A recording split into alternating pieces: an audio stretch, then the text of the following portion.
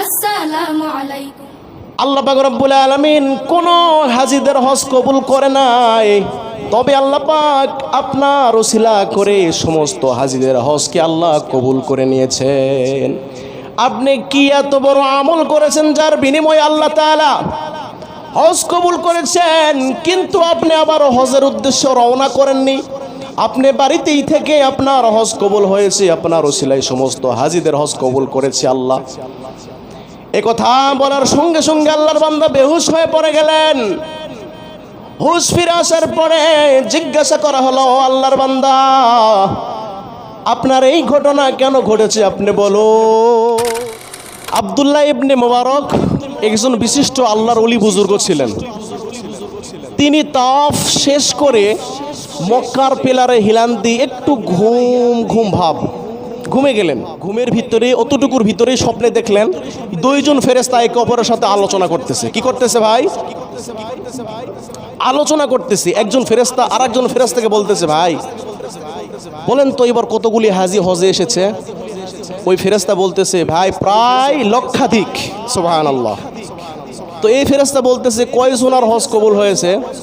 ওই ফেরেশতা বলতেছে, কারো কবুল হয় নাই। ওই ফেরেশতা মাথায় হাত দিয়েছে, কি বলেন? আল্লাহু আকবার, কারো হজ কবুল হয় নাই? আপনারা সকলে জানেন এখন হজের মৌসুম চলতেছে। প্রত্যেকটা কান্ট্রি থেকে হাজী সাহেবরা হজের যে উদ্দেশ্যে রওনা করেছেন, হজ করতেছেন, হজ করবেন। আব্দুল্লাহ ইবনে মুবারক একজন বিশিষ্ট আল্লাহর ওলি বুজুর্গ ছিলেন। তিনি তাওয়াফ শেষ করে মক্কার পিলারে হিলান দিয়ে একটু ঘুম ভাব ঘুমে গেলেন। ঘুমের ভিতরে অতটুকুর ভিতরে স্বপ্নে দেখলেন দুইজন ফেরেশতা একে অপরের সাথে আলোচনা করতেছে। কি করতেছে ভাই? আলোচনা করতেছে। একজন ফেরেশতা আর একজন ফেরেশতাকে বলতেছে, ভাই বলেন তো এবার কতগুলি হাজী হজে এসেছে? ওই ফেরেশতা বলতেছে, ভাই প্রায় লক্ষাধিক। সুবহানাল্লাহ। তো এই ফেরেশতা বলতেছে, কয়জনের হজ কবুল হয়েছে? ওই ফেরেশতা বলতেছে, কারো কবুল হয় নাই। ওই ফেরেশতা মাথায় হাত দিয়েছে, কি বলেন? আল্লাহু আকবার, কারো হজ কবুল হয় নাই?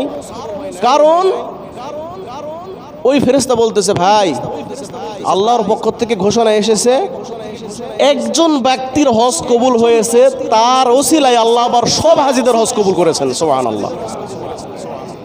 কারো কবুল হয় নাই, একজনের কবুল হয়েছে, তার ওসিলায় আবার সকলের হজ কবুল হয়েছেন। তো ওই ব্যক্তির নাম কি? ওই ফেরেশতা বলতেছে ওই ব্যক্তির নাম আলী ইবনে মুওয়াফিক, বাড়ি সিরিয়ায় কোনো একটা গ্রামে ঠিকানা দিলেন। আল্লাহর বান্দা হজ তাওয়াফ জিয়ারত সম্পন্ন করে আব্দুল্লাহ ইবনে মুবারক ওই ব্যক্তির বাড়িতে রওনা করলেন তাকে তালাশ করার জন্য, তার সাথে কথাবার্তা বলার জন্য রওনা করলেন বাড়ির দিকে। চলে গেলেন তার বাড়িতে। বাড়িতে গিয়ে খোঁজ করে ওই গ্রামে ওই ঘরেই পৌঁছলেন। দরজায় নক করলেন, সালাম কালাম বিনিময় করলেন। বললেন, আলী ইবনে মুওয়াফিকের বাড়ি এটা? বলে, হ্যাঁ এটা আলী ইবনে মুওয়াফিকের বাড়ি। তারা পর্দা মেনটেন করে ঘরের ভিতরে মেহমানকে নিয়ে আসলেন, বসাইলেন, আপ্যায়ন করলেন। এক পাশে আলী ইবনে মুওয়াফিক আর যে ব্যক্তি স্বপ্ন দেখেছে আব্দুল্লাহ ইবনে মুবারক, দুইজন ব্যক্তি বসে আছে। তো গল্প করতেছে, ভাই আপনি এখানে? আল্লাহর বান্দা আমি এখানে এসেছি এমন বিশেষ একটা কারণে। আল্লাহ পাক রব্বুল আলামিন আমাকে, আমি যখন তাওয়াফ জিয়ারত করি, তাওয়াফ জিয়ারত করার সময় আমি একটু ঘুম ভাব, ওই সময় আমি একটা স্বপ্নে দেখেছি, যে স্বপ্নটা যাচাই করার জন্য আমি এই জায়গা পর্যন্ত পৌঁছে গিয়েছি। আল্লাহ পাক রব্বুল আলামিন কোন হাজীদের হজ কবুল করে নাই, তবে আল্লাহ পাক আপনার ওসিলা করে সমস্ত হাজীদের হজকে আল্লাহ কবুল করে নিয়েছেন। আপনি কি এত বড় আমল করেছেন যার বিনিময়ে আল্লাহ তাআলা হজ কবুল করেছেন, কিন্তু আপনি আবার হজের উদ্দেশ্যে রওনা করেননি। আপনি বাড়িতেই থেকে আপনার হজ কবুল হয়েছে, আপনার ওসিলায় সমস্ত হাজীদের হজ কবুল করেছে আল্লাহ। এ কথা বলার সঙ্গে সঙ্গে আল্লাহর বান্দা বেহুশ হয়ে পড়ে গেলেন।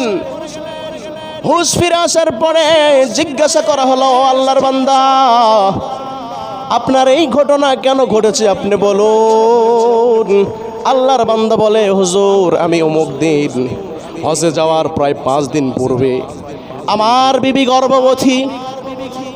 সন্ধ্যাবেলায় পার্শ্বে বাড়িতে, প্রতিবেশীর বাড়িতে সুস্বাদু গোস্ত রান্না হচ্ছে, গোস্তের সুঘ্রাণ আমার বিবির নাকের ভিতরে পৌঁছলো। বিবি বলল, দেখো তো আশেপাশে কোনো বাড়িতে মনে হয় ভালো কোনো গোস্ত পাক হচ্ছে, একটু তালাশ করো, খাইতে ইচ্ছা করতেছে।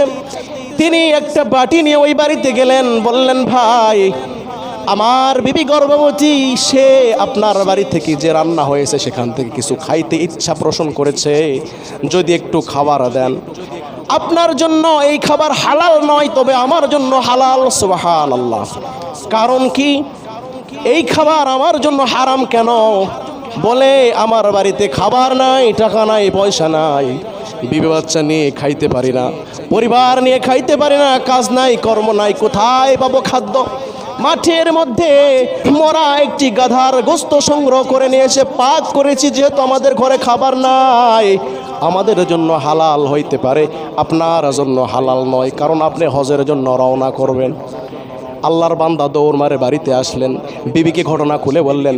বিবি বললেন, যাও এক্ষুনি টাকা পয়সাগুলি তোমার সমাজে, তোমার এলাকায় গরিবদেরকে দান করে দাও, তোমার হজে যাওয়া লাগবে না। সুবহানাল্লাহ। ওই তিলে তিলে জমানো টাকা পয়সাগুলি, অনেক নিয়ত করেছে হজে যাবে, সেই পয়সাগুলি দান করে দিলেন। আল্লাহ পাক রব্বুল আলামিন ওই দানকে কবুল করে তার হজও কবুল করলেন। তাজকিরাতুল আউলিয়ায় লেখে তার ওসিলায় সমস্ত হাজিদের হজকে আল্লাহ পাক কবুল করে নিলেন। সুবহানাল্লাহ। প্রিয় উপস্থিতি, দানের ফজিলত আছে না নাই? আছে। আমাদেরকেও দান করতে হবে। আমরা প্রতিনিয়ত আল্লাহর কাছে দোয়া করি। আপনারা পরিশ্রম করেছেন, মাঠে ফসল ফলাইছেন, বীজ বপন করেছেন, পরিচর্যা করেছেন, সার দিয়েছেন, সেচ দিয়েছেন, আপনারা অনেক মেহনত করেছেন। এমনকি এই যে ধান আপনারা বাসায় নিয়ে আসবেন, 4,000 5,000 টাকা লোক খাটাইয়া বিঘাপতি আপনারা ধান বাড়িতে নিয়ে এসেছেন। অনেক পরিশ্রম আছে, এটা তো দিয়েছি আল্লাহ, কিন্তু ওসিলা আপনি। আপনার রোগ হয়েছে, আপনি অসুস্থ হয়েছেন, আল্লাহ পাক বলেছেন তুমি ঔষধ খাও, ঔষধ খাওয়ার মাধ্যমে আমি আল্লাহ তাআলা তোমাকে শিফা দান করবো। সুবহানাল্লাহ। আমি আল্লাহই দেব, তুমি পরিচর্যা করো, সেখান থেকে একটি অংশ তুমিও খাও, তোমার প্রতিবেশীকে দাও, তোমার মসজিদে দাও, আল্লাহর ঘরে দান করো। প্রিয় উপস্থিতি, কথা লম্বা নয়, খুবই সংক্ষেপ। আল্লাহর হস্তে এই মসজিদে